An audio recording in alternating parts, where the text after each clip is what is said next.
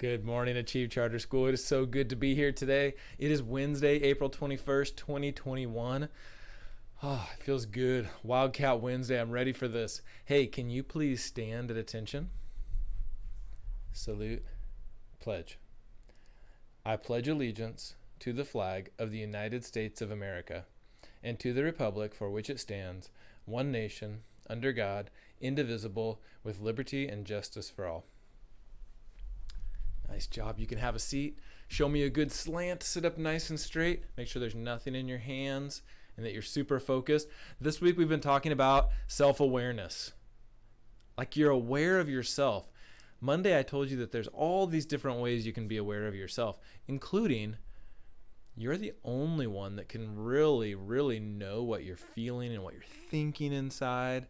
And then Mrs. Tickle talked to you more about that, like looking inside. And when you know how you're feeling or how you're thinking, you can make a plan for how to act. We're going to talk more about that today. But today, we're going to look on the outside.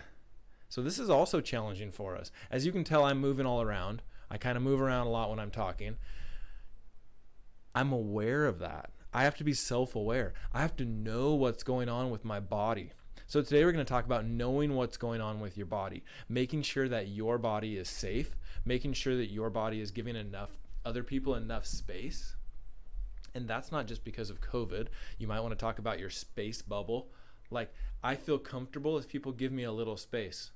I also feel comfortable if people give me a little hug, but I don't feel comfortable if people just squeeze on me. So we need to be aware of that because we need to find out what we're doing. We need to be self-aware, and you should know if your body is in somebody else's space.